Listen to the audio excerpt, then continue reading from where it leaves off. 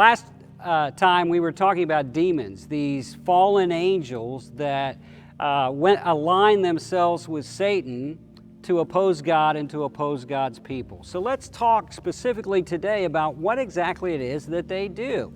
Well, like I said, they serve Satan and they oppose God. So they're going to oppose everything that God wants to do on this planet, everything God wants to do in your life. They're especially going to oppose God when it comes to salvation. It's been said that every baby has a demon at the cradle trying to keep them from coming to know Jesus Christ. After someone gets saved, the demons don't stop. They continuously work to keep you from being effective at helping other people come to know Jesus Christ. And so they will deceive us. They're constantly lying. They are deceiving, lying spirits, twisting the truth.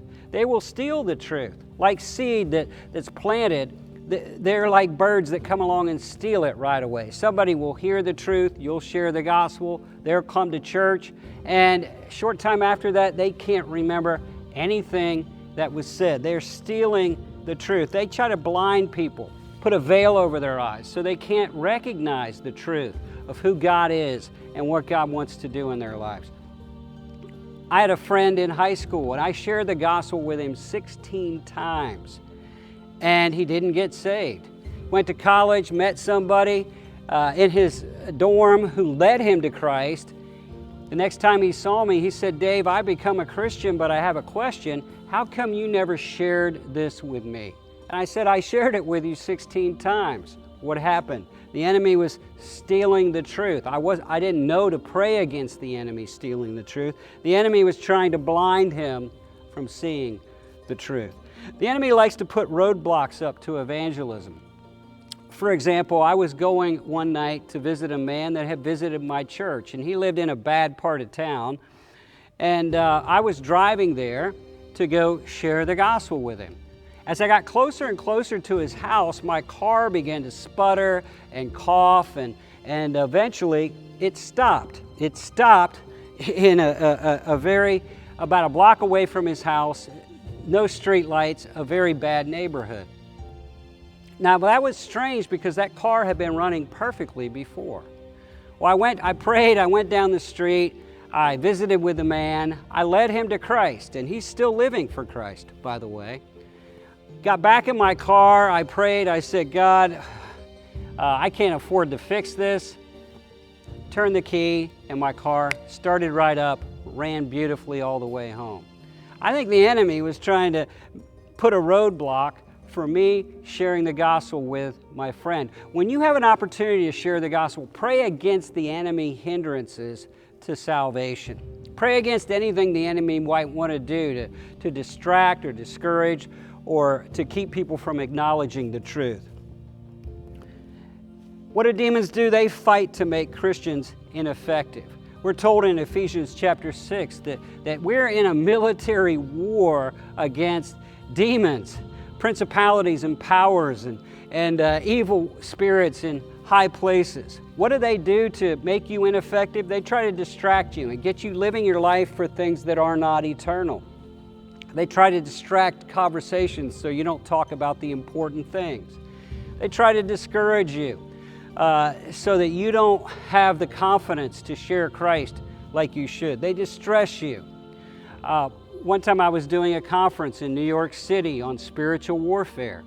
And the whole time I was doing the conference, in between every session, I was in the bathroom throwing up. And I'd come out and do a session and then go throw up.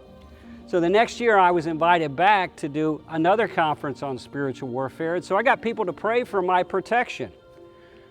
My wife went with me, and the whole time we were there, in between every session, she was throwing up in the bathroom. We forgot to have people pray for her. They want to distress you. They want to divide you. How often the enemy wants to divide churches over meaningless, unimportant things. People with gossip and slander. He wants to divide Christians. He wants to divide you from God, you from your mate, you from your kids, you from your parents, you from other Christians, you from your church. He wants to deceive you, get you caught up in a lie, a half-truth that gets you off track and he wants to defile you, get you caught up in sin so that you feel like you're not worthy to share the good news of Jesus Christ. Demons like to fight to make Christians ineffective, but don't be discouraged. I want you to understand, I used to say, why does God even allow them to be on the earth? Then I read the book of Job. Job, obviously, in Job chapter 1 and 2, the enemy had allowance to attack him in all sorts of ways. He lost his business, his servants, and his children.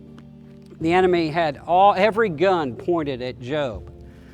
Well, God used that to polish Job, make him closer to God, a more humble man, and also to prepare him for greater blessing. Listen to me. Some of you right now are experiencing a great deal of enemy attack, or your ministry is experiencing a great deal of attack, or your family is experiencing a great deal of attack. Do not be discouraged. God is using it to polish you like sandpaper, to make you more like Jesus. He's using it to humble you so you rely on God more than ever. And He's also using it to prepare you and to prepare your ministry for greater blessing.